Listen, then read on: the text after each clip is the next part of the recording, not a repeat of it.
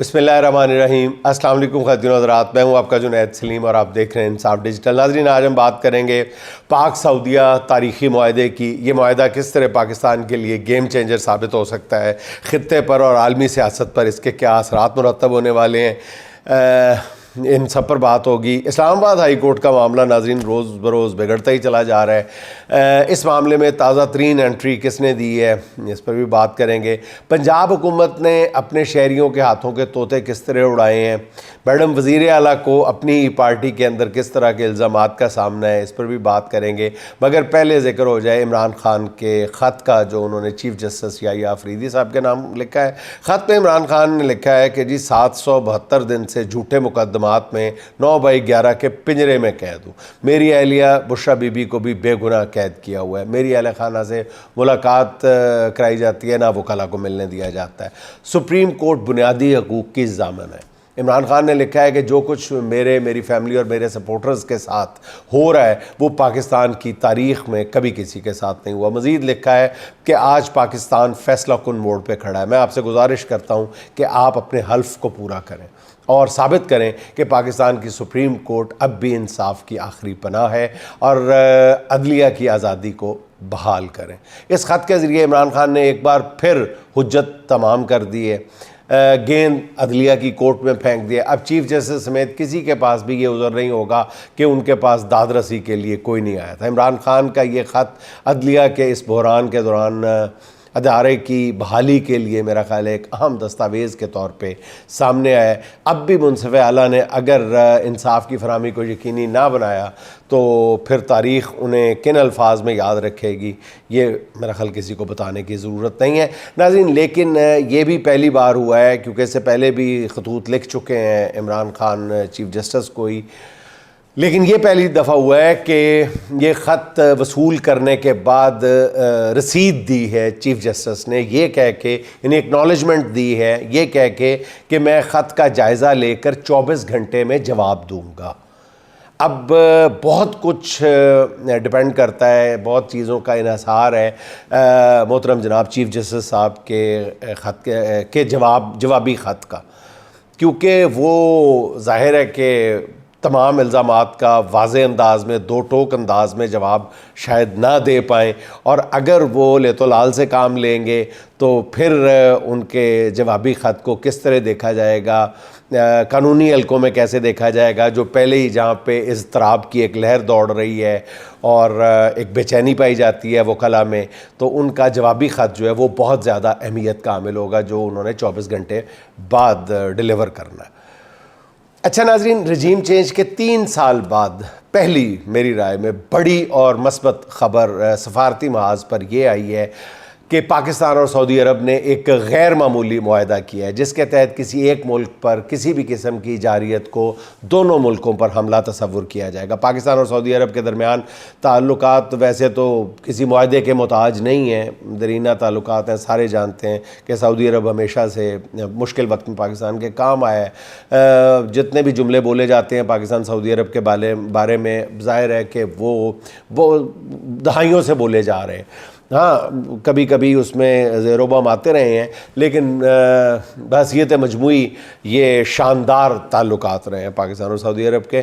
जिस मुल्क में नाज़रीन हरमैन शरीफैन है, उसकी सलामती का तहफ़्फ़ुज़ हर मुसलमान का फ़र्ज़ अवलीन है, मगर फिर भी दुनियावी असबाब के हवाले से किसी मुआहदे तक पहुँचना और ऐसे एक बड़े मुआहदे तक पहुँचना बहरहाल एक गैर मामूली कामयाबी है। और साफ ज़ाहिर है कि इस मुआहदे के लिए फ़ील्ड मार्शल आसिम मुनीर ने कलीदी किरदार अदा किया है। फिर भी दोनों मुल्क जो हैं वो रातों रात इस मुआहदे तक नहीं पहुँच गए, अचानक नहीं पहुँच गए। इसके पीछे लंबी सफारती कोशिशें शामिल थी। पाकिस्तान हमेशा से सऊदी अरब समेत दीगर अरब मुल्कों को ये पेशकश करता रहा है कि वो अपने दिफा की ज़िम्मेदारियाँ अफवाज पाकिस्तान को सौंप दें, इस हवाले से कोई बाकायदा मुआहदा कर लिया जाए। अब ये बेल मंडे चढ़ती नज़र आ रही है। सऊदी अरब के बाद अब खलीज कौंसिल के दीगर ममालिक भी पाकिस्तान से इस तरह के मुआहदे के ख्वाहिशमंद होंगे, जो सामने नज़र आ रहा है। सऊदी अरब से पाकिस्तान के दिफाई मुआहदा जहाँ पाकिस्तान की बड़ी सफारती कामयाबी है, वहीं आलमी सतह पर इसके हासदीन भी होंगे। अब तक सऊदी अरब के सबसे ज़्यादा दिफाई मुआहदे जो हैं अमेरिका के साथ रहे हैं। مگر محمد بن سلمان جب سے اقتدار میں آئے ہیں ناظرین، ان کی پہلے دن سے یہ پالیسی رہی ہے کہ وہ اپنے تمام انڈے امریکی ٹوکری میں نہیں رکھنے جا رہے۔ اس معاہدے پر یقینی طور پر واشنگٹن اور تل ابیب میں اضطراب پایا جاتا ہوگا، خطرے کی گھنٹیاں بج رہی ہوں گی۔ اس لیے دفاعی مبصرین کا خیال ہے کہ پاک سعودیہ دفاعی معاہدے کی مضبوطی کے لیے یہ ضروری ہے کہ چین بھی کسی نہ کسی طرح اس معاہدے کا حصہ بن جائے، اور یہ ناممکن بھی نہیں ہے۔ لیکن سوال یہ پیدا ہوتا ہے کہ کیا سعودی عرب اتنے بڑے پیمانے پر پالیسی شفٹ کے لیے تیار ہے؟ اس سوال کا جواب آنے میں بھی کچھ وقت لگے گا۔ اگر چین بھی اس معاہدے میں شامل ہو جاتا ہے تو پھر یہ کھلم کھلا پیغام ہوگا کہ سعودی عرب جو ہے وہ اب چین روس کیمپ کا گریجولی حصہ بننے جا رہا ہے۔ محمد بن سلمان نے پاکستان سے معاہدہ کر کے دنیا کی واحد سپر پاور کو ڈائریکٹلی یا انڈائریکٹلی یہ پیغام دیا ہے کہ وہ مستقبل میں پوری طرح نہیں تو جزوی طور پہ چینی کیمپ کا حصہ بن سکتا ہے۔ اگر مستقبل میں ایسا ہوتا ہے تو خطے کی سیاست میں یہ ایک بڑا زلزلہ پیدا ہونے کا امکان ہے، اور میرا خیال ہے کہ پھر آبویسلی اس کا جو کریڈٹ ہے وہ پاکستان کی فوج کو جائے گا، اور سعودی عرب کو اپنی ساری پالیسی پہ ریویو کرنا پڑے گا، دوبارہ غور کرنا پڑے گا۔ یہ خطے کی سیاست میں ایک طرح سے بھونچال پیدا کر دے گا۔ اچھا ناظرین، پاک سعودی معاہدہ جو ہے وہ ایک اور لحاظ سے بھی بہت اہم ہے۔ پچھلے کچھ عرصے میں سعودی عرب اور بھارت کے درمیان بھی تعلقات بہت تیزی کے ساتھ بڑھے تھے۔ سعودی عرب نے بھارت میں $100 ارب سرمایہ کاری کا معاہدہ بھی کر رکھا ہے، آپ نے سن ہی لیا ہوگا اس وقت۔ سعودی عرب کے پاکستان کے ساتھ اس طرح کے معاہدے سے دہلی میں بھی پریشانی بہت بڑھ گئی ہے۔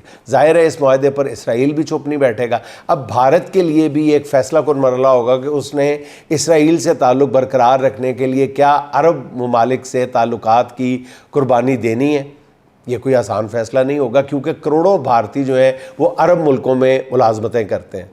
پاک سعودی عرب معاہدے نے اس صرف خطے میں ہی نہیں دنیا کی سیاست میں بھی ہلچل مچا دی ہے۔ مگر یہ بھی دیکھنے کی ضرورت ہے کہ اس پاک سعودی معاہدے پر اس کی روح کے مطابق عمل ہوتا ہے یا نہیں، یا اس معاہدے کو صرف اسرائیل اور امریکہ پر دباؤ ڈالنے کے لیے استعمال کیا جاتا ہے۔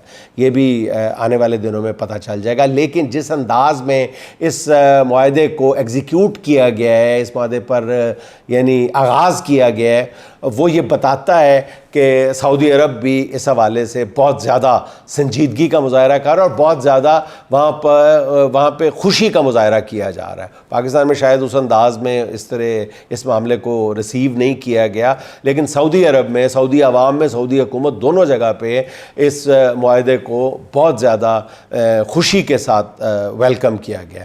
اس معاہدے کے حوالے سے ایک اور اہم بات، میں نے سوشل میڈیا پہ لوگوں کو دیکھا ہے کہ اس معاہدے پر تنقید بھی نظر آ رہی ہے، تنقید سب کا حق ہے۔ ایسے تمام لوگوں کو میری ایک گزارش ہے کہ بعض معاملات کو یہ سیاسی اینک اتار کے بھی دیکھا جانا چاہیے۔ پاکستان سعودی عرب معاہدے کو تنقید یا الزام تراشی کا اس انداز میں میرا خیال نشانہ نہیں بنانا چاہیے۔ بلا وجہ موضوع بحث بھی نہ بنایا جائے، تھوڑے سے معاملات دیکھے جائے، ریئلسٹک ہو کے دیکھے جائیں، حقیقت پسندی کا مظاہرہ کیا جائے۔ اگر اس معاہدے میں کوئی سکم ہوا تو میرا خیال آنے والے وقت میں دور ہو جائے گا اور سامنے بھی آ جائے گا۔ بلا وجہ کی تنقید اور سیاسی اینک لگا کے تنقید کرنا میرا خیال ہے یہ زیادتی ہے۔ اور ناظرین، آپ کو خاص بات بتاتا چلوں، عمران خان کے لیے جو بھی اس طرح کے اس معاہدے پر تنقید کریں گے وہ ڈائریکٹلی یا انڈائریکٹلی عمران خان کے لیے مشکلات پیدا کریں گے۔ یہ ذہن میں رکھیں کہ یہ معاہدہ برادر ملک سعودی عرب سے ہوا ہے۔ اس معاہدے پر تنقید سعودی عرب پر تنقید سمجھی جائے گی۔ میں پورے یقین سے کہہ سکتا ہوں ناظرین کہ اس پر عمران خان بھی اس تنقید پر خوش نہیں ہوں گے، وہ اس معاہدے پر خوش ہوں گے، اور یہ بھی ممکن ہے کہ خود عمران خان اس معاہدے کا خیر مقدم کریں۔ آپ دیکھ لیجئے گا آنے والے دنوں میں۔ پاکستان اور سعودی عرب کے باہمی تعلقات کے حوالے سے ناظرین میرا ایک ذاتی مشاہدہ بھی ہے، میں آپ کے ساتھ شیئر کرتا چلوں کہ جب ایسی کوئی بات ہوتی ہے، میں اس معاہدے کو اس لیے ایک اور زاویے سے دیکھ رہا ہوں کہ سعودی عرب یا عرب ملکوں میں رہنے والے لاکھوں جو پاکستانی ہیں وہ کس طرح سے اس معاملے کو دیکھتے ہوں گے اور وہ کس طرح ریسیو کر رہے ہوں گے۔ میں وہ آپ کے ساتھ شیئر کر دیتا ہوں۔ یہ ان دنوں کی بات ہے ناظرین، جب میں عرب نیوز سے وابستہ تھا تو سعودی عرب میں 6 سال قیام رہا میرا اس حوالے سے عرب نیوز میں. تو یہ وہی دن تھے جب پاکستان نے ایٹمی دھماکے کیے. جیسے یہ خبر نشر ہوئی, ناظرین یقین کیجئے, اچھا وہاں پہ سعودی عرب میں آپ کو پتہ ہے کہ وہاں پہ پاکستانیوں کو مقامی آبادی سے یہ گلہ رہتا تھا کہ ایک خاص ٹرم بول کے ہمیں بلایا جاتا ہے تو ہمیں اچھا محسوس نہیں ہوتا. تو ناظرین جیسے ہی یہ ایٹمی دھماکوں کی خبر نشر ہوئی ہے تو وہاں پہ مقامی آبادی یعنی سعودیز کا پاکستانیوں کے ساتھ رویہ اچانک بدل گیا تھا. وہ پاکستانیوں کو سڑکوں پہ, گلیوں پہ, بازاروں میں, شاپنگ پلازاز میں روک روک کے ان کے ماتھے چومنے لگے تھے. وہ خوشی سے دیوانے ہو گئے تھے. وہ سمجھتے تھے کہ ہم نے یہ ایٹمی دھماکہ کیا ہے, سعودی عربیہ نے کیا ہے. میرے ایڈیٹر ان چیف وہ جب انہوں نے خبر سنی تو وہ اپنے آفس میں بیٹھے تھے, میں اپنے کیبن میں بیٹھا تھا. مجھے اچھی طرح یاد ہے کہ وہ اپنا غطرہ شطرہ اتار کے اور وہ آگے اپنی توپ اونچی کر کے آپ بھاگے آئے اور بہت خوشی سے بلکہ فرط جذبات سے انہوں نے مجھے گلے لگایا, میرا ماتھا چوما اور اونچی مبروک مبروک مبروک کہنا شروع کر دیا. اب پاکستان کے ایٹمی دھماکوں پر سعودی شہری اتنے خوش تھے, بالکل ایسے ہی لگ رہا تھا کہ یہ پاکستان نے نہیں سعودی عربیہ نے ایٹمی دھماکہ کیا ہے. اور اس کے بعد پاکستانیوں کو ایک عرصے تک بہت زیادہ عزت کی نگاہ سے دیکھا جاتا رہا. اب جو پاکستان نے سعودی عرب سے یہ دفاعی معاہدہ کیا ہے, ہو سکتا ہے کہ اس کے بعد بھی سعودی عرب کے عوام میں اس طرح کی محبت کی ایک لہر اٹھے, جو میرا خیال ہے کہ اٹھے گی. اور یہ دفاعی معاہدہ آگے چل کر دونوں ملکوں میں معاشی اور سرمایہ کاری کے معاہدوں کا باعث بھی بن جائے. دعا کی جانی چاہیے تاکہ ہمارے بہرحال کچھ معاشی معاملات بھی بہتر ہو جائیں. اچھا ناظرین, اب بات کرتے ہیں اسلام آباد ہائی کورٹ کا معاملہ جو ہے وہ بگڑتا ہی چلا جا رہا ہے. اور اب یہ بات عدالتوں کے بائیک آؤٹ تک پہنچ گئی ہے. جسٹس طارق جہانگیری کو کام کرنے سے روکنے کا فیصلہ دے کر جسٹس ڈوگر نے ایک طرح سے کہا جا رہا ہے کہ وکلا تحریک کی بنیاد رکھ دی ہے. وکلا اپنے اختلافات بھلا کر دوبارہ اکٹھے ہو رہے ہیں, جلسے جلوس بھی شروع ہو گئے اور اسلام آباد مختلف جگہوں پہ وکلا نے اکٹھ کرنے شروع کر دیے. وکلا کے اندر اب عدالتوں کی تالہ بندی کی بات بھی ہو رہی ہے. معاملہ اتنا بگڑ جائے گا یہ کسی کو اندازہ نہیں تھا. شاید اسی لیے روحت ہلال کمیٹی والے مفتی منیب الرحمان کو میدان میں اتارنا پڑا. وہ جسٹس ڈوگر صاحب کو ریسکیو کرنے کے لیے کوئی شرعی کرامات دکھائیں گے.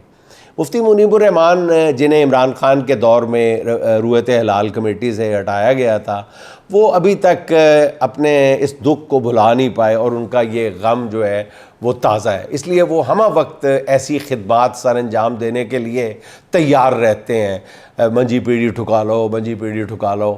اپنے تازہ بیان میں انہوں نے فرمایا ہے کہ آئین پسندی اور اخلاقی حمیت کا تقاضا تھا کہ جسٹس طارق جہانگیری اپنے آپ کو محاسبے کے لیے پیش کرتے, لیکن ہچکچاہٹ بتا رہی ہے کہ دال میں کچھ کالا نہیں, پوری دال ہی کالی ہے.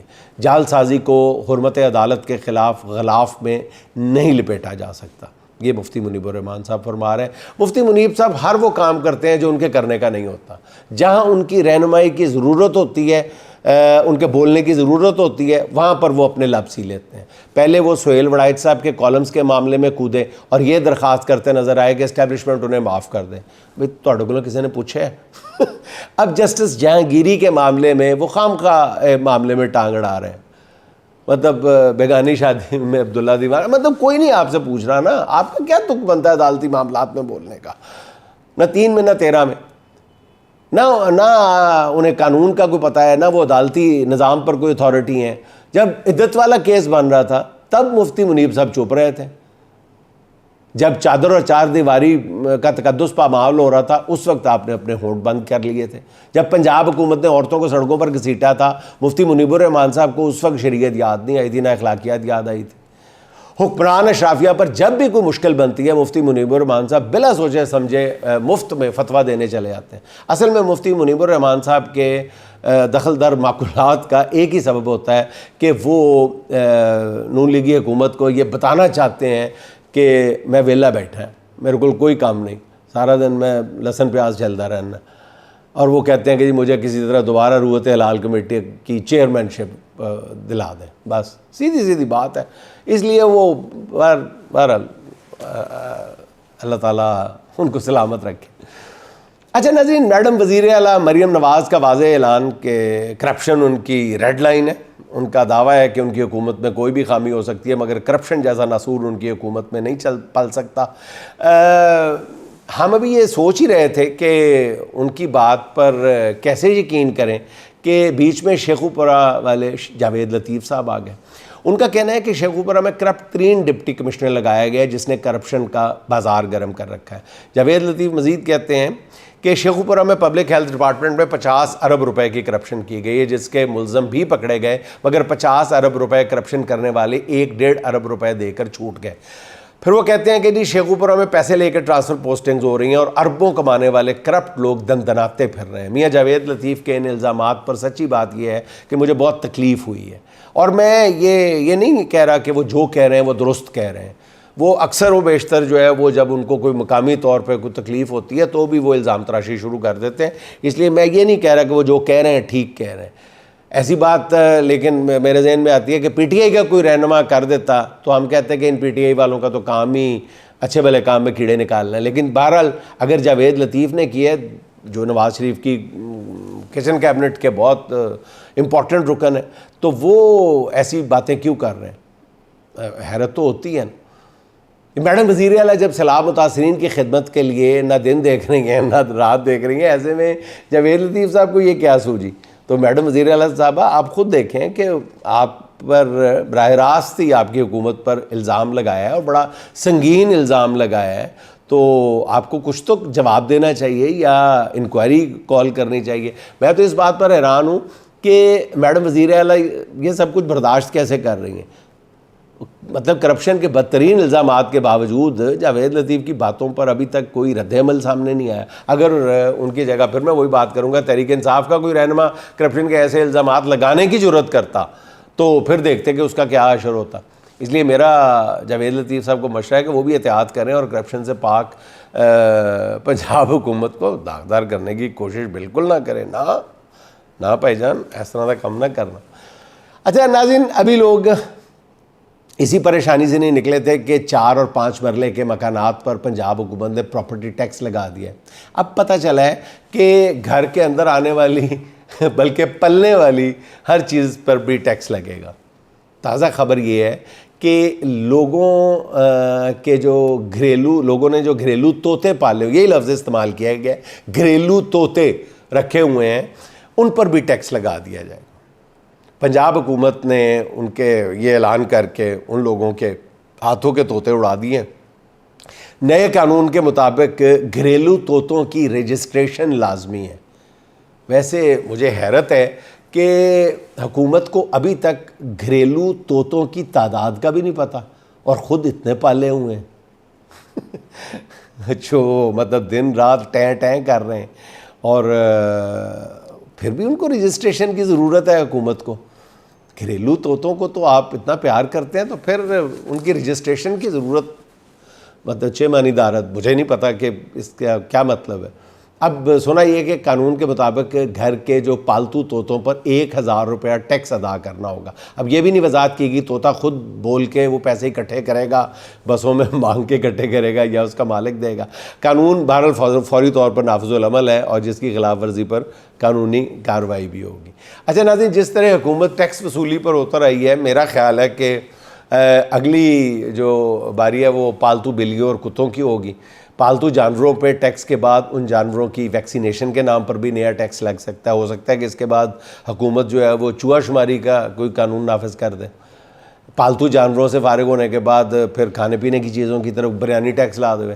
جس گھر میں ہفتے میں 2 بار بریانی بنی ہے اس پر 1 پلیٹ پر جو ہے وہ بریانی سرکاری خزانے میں جمع کرانی ہوگی. اس طرح نیاری ٹیکس لگ جائے گا، کھیر ٹیکس، مٹن قورمہ متنجن ٹیکس لگ جائے گا. اور آخر میں پھر یہ بھی ہو سکتا ہے کہ جی 60 سال سے زیادہ عمر کے افراد پر ایکسٹرا لائف جینے کا ٹیکس لگا دیا جائے. کیا کہا جا سکتا ہے. اچھا ناظرین، چلتے چلتے کومل جوہیا کیا تازہ کلام سن لیں. سینے میں ہجر یار کے گھاؤ کے باوجود، سینے میں ہجر یار کے گھاؤ کے باوجود، جینا تو ہے نا ذہنی دباؤ کے باوجود، جینا تو ہے نا ذہنی دباؤ کے باوجود. کیا جانے کب جلال میں آ جائے سیل آب، کیا جانے کب جلال میں آ جائے سیل آب، دریا سے ڈر رہی ہوں میں ناؤ کے باوجود، پھر کہا لگانا پڑا زندگی کے ساتھ، آواز میں نمی کے رچاؤ کے باوجود۔ ایک شام لوٹ آیا پرندہ شجر کے پاس، آوارگی سے خوب لگاؤ کے باوجود، دنیا میں اس سے بڑھ کے کوئی بھی نہیں عزیز، اوروں کی سمت اس کے جھکاؤ کے باوجود، اوروں کی سمت اس کے جھکاؤ کے باوجود۔ ناظرین خوش رہیں، خوش رکھیں، آپ سے ملاقات ہوگی انشاءاللہ اگلے ولاگ میں۔ اللہ حافظ۔